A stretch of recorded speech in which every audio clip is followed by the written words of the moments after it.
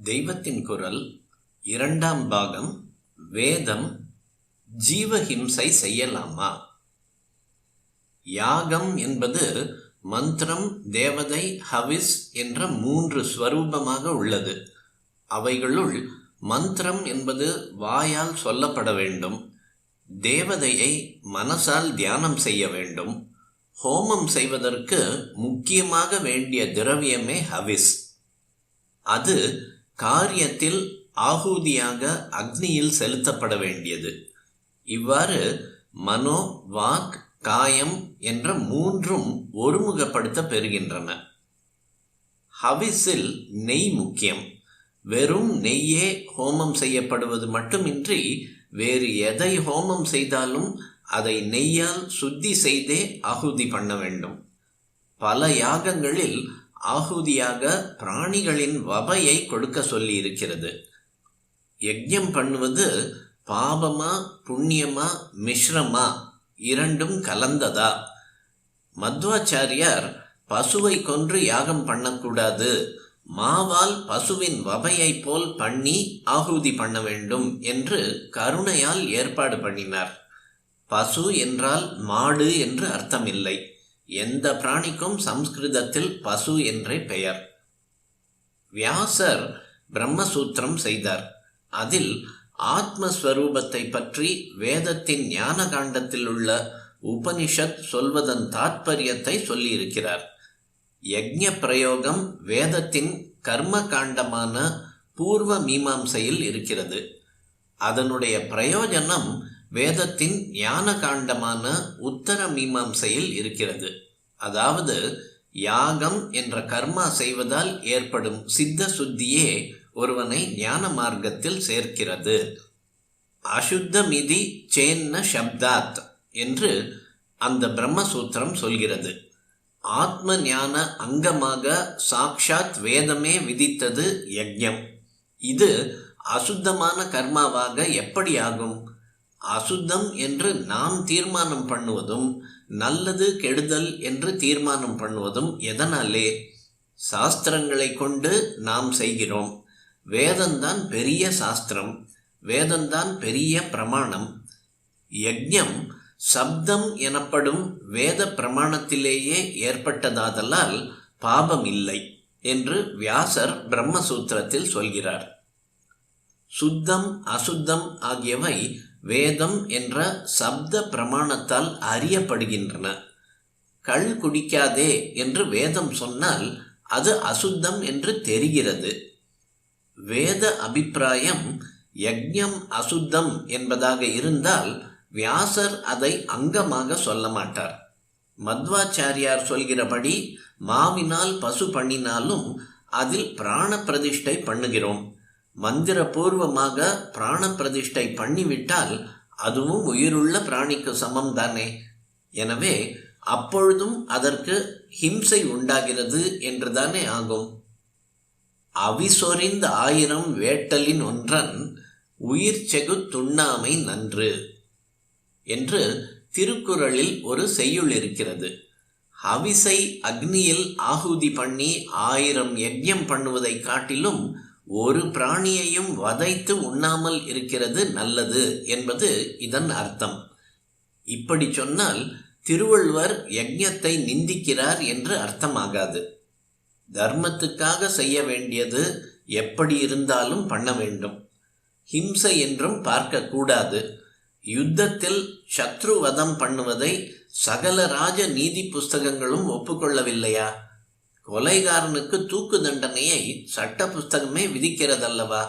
அப்படி லோகத்தில் பல பேருக்கு பெரிய க்ஷேமத்தை தேவர்கள் செய்ய வேண்டும் என்ற உசந்த நோக்கத்தில் அவர்களுக்கு பசு ஹோமம் பண்ணுவதிலும் தப்பே இல்லை.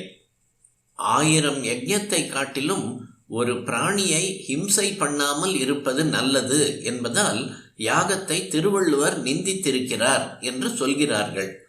மற்ற யஜ்ஞங்கள் 1000ஐ விட ஒரு அஸ்வமேத யாகம் செய்வது உயர்ந்தது என்று மனுவே ஓரிடத்தில் சொல்லியிருக்கிறார்.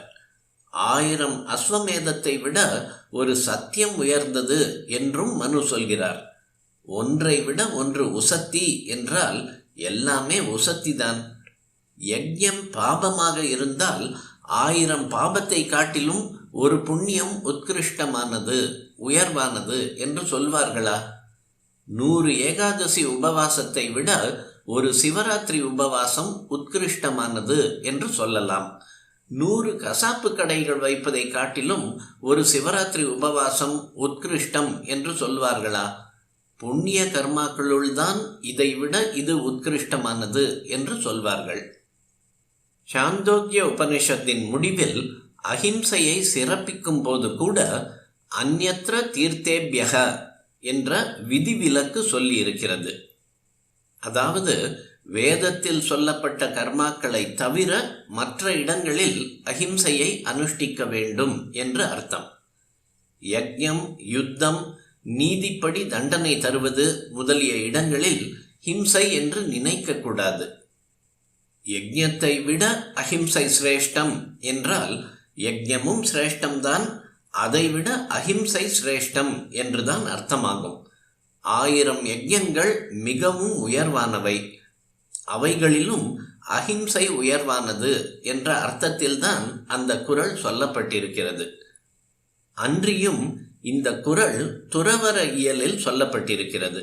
கிரகஸ்தன் 1000 யஜ்ஞங்களை செய்வதை காட்டிலும் சந்நியாசி ஒரு பிராணிக்கும் ஹிம்சை செய்யாமல் இருப்பது நல்லது என்ற அபிப்பிராயத்தில் இந்த குறளை சொல்லியிருக்கிறார். சாஸ்திரப்படியும் துறவிக்கு யஜ்ஞம் செய்யும் அதிகாரம் கிடையாது. அவனுக்கே பூர்ண அஹிம்சை விதித்திருக்கிறது. யாகங்களில் பலவிதம் உண்டு. அதை பற்றி பின்னால் வேதாங்கங்களில் ஒன்றான கல்பத்தை பற்றியும் கிரகஸ்தாசிரமம் பற்றியும் சொல்லும்போது சொல்கிறேன். இங்கே சொல்ல வந்தது எல்லா யாகத்திலும் பசுபலி செய்யப்படவில்லை என்பதே. ஆஜ்யம் என்று நெய்யை மட்டும் ஹோமம் செய்வது, ஹவிஷ்யான்னத்தை நெய் சாதத்தை ஹோமம் செய்வது, சரு என்ற நன்றாக பக்குவமான குக்டு தானியத்தை ஹோமம் செய்வது, புரோடாசம் என்பதான அடை மாதிரியான பேக்டு தானிய பக்ஷ்யங்களை ஹோமம் செய்வது, அக்னிஹோத்திரம் என்பதில் பாலை ஹோமம் செய்வது, ஔபாசனத்தில் அக்ஷதையை ஹோமம் செய்வது, சமிதா தானத்தில் சுள்ளியை மட்டும் ஹோமம் செய்வது என்று இப்படி பல இருக்கின்றன. பசுபலி உள்ளதிலும் யஜ்ஞ பிரசாதமாக ஹோமம் செய்து மிஞ்சியதில் ரொம்ப கொஞ்ச அளவே சாப்பிட வேண்டும். ஒருத்தன் செய்ய வேண்டியதாக 21 யஜ்ஞங்கள் விதிக்கப்பட்டிருக்கின்றன. பாக யஜ்ஞம், ஹவிர் யஜ்ஞம், சோம யஜ்ஞம் என்று 3 விதமான யஜ்ஞங்களில் ஒவ்வொன்றிலும் 7 வீதம் மொத்தம் 21 சொல்லியிருக்கிறது.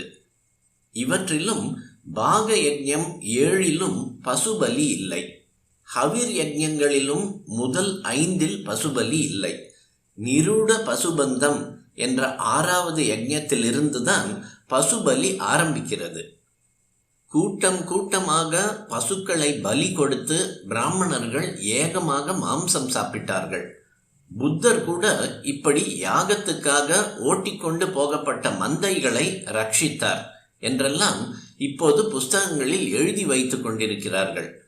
இம்மாதிரி ஏகப்பட்ட பசுக்களை பலி கொடுப்பதாக வாஸ்தவத்தில் எந்த யாகமும் இல்லை. பிராமணர்கள் செய்வதில் மிகவும் உயர்ந்ததான வாஜபேயத்துக்கும் 23 பசுக்களே சொல்லப்படுகின்றன. சக்கரவர்த்திகளே செய்கிற மிகப்பெரிய அஸ்வமேதத்துக்கு கூட 100 பசுக்கள் தான் சொல்லி இருக்கிறது. மாம்ச போஜனத்தில் இருந்த ஆசையினாலேயே பிராமணர்கள் தேவப்பிரீதி என்று கதை கட்டி யாகம் பண்ணினார்கள் என்று சொல்வது ரொம்பவும் பிசகாகும்.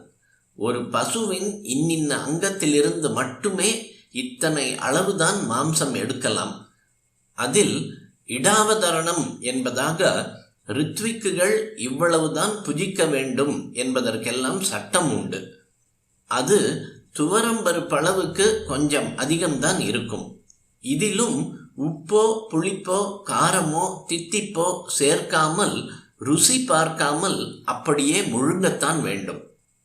ஆகையால் வேறு என்ன காரணம் சொல்லி யஜ்ஞத்தை கண்டித்தாலும் சரி, பிராமணர்கள் இஷ்டப்படி மாம்சம் தின்வதற்கு யஜ்ஞம் என்று பெரிய பெயர் கொடுத்து ஏமாற்றினார்கள் என்றால் கொஞ்சம் கூட சரியில்லை.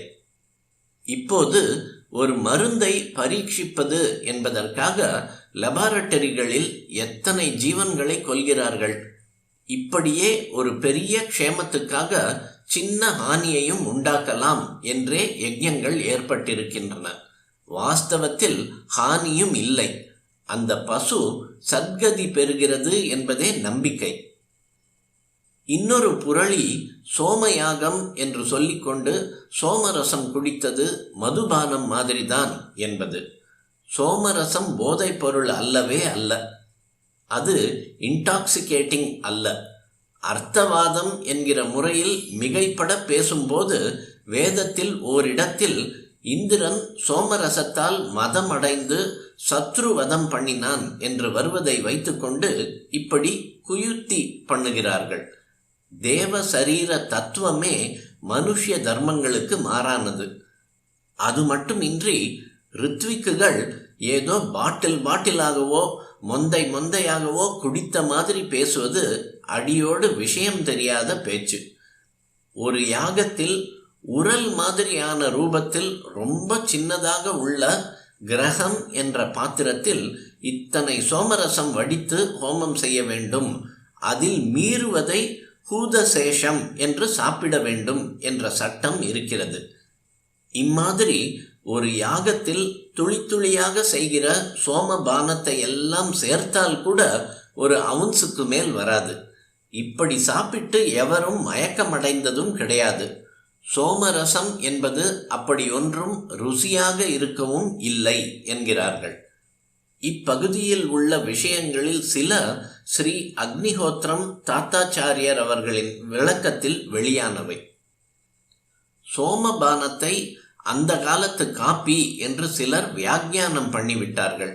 சோமரசம் உண்டாக்குகிற சந்தோஷத்தை பற்றி வேத மந்திரங்கள் இருப்பதால் இப்படி தப்பர்த்தம் பண்ணிவிட்டார்கள். காப்பி சித்த விருத்தியை கெடுக்கிற வஸ்து, சோமரசம் சித்த சுத்தியை உண்டாக்குகிற வஸ்து. இரண்டையும் ஒன்று என்பது கொஞ்சம் கூட பொருந்தாது. அந்த காலத்தில் சம்ருத்தியாக கிடைத்து வந்த சோமலதை இப்போது கிடைப்பதே ரொம்பவும் அபூர்வமாகிக் கொண்டு வருகிறது. வேத தர்மங்கள் ஆச்சாரங்கள் எல்லாம் நசித்து வருவதற்கு ஏற்றாற்போல் சோம யாகங்களுக்கு ஜீவாதாரமாக இருக்கப்பட்ட கொடியும் க்ஷீணித்து கொண்டே வந்திருக்கிறது. சமீபத்தில் கொல்லங்கோடு ராஜா சோமயாகம் எங்கே நடந்தாலும் அதற்கு சோமலதை கொடுப்பதென்று வைத்து கொண்டிருந்தார். காப்பிக்கும் இந்த சோமலதைக்கும் ஒரு சம்பந்தமும் இல்லை.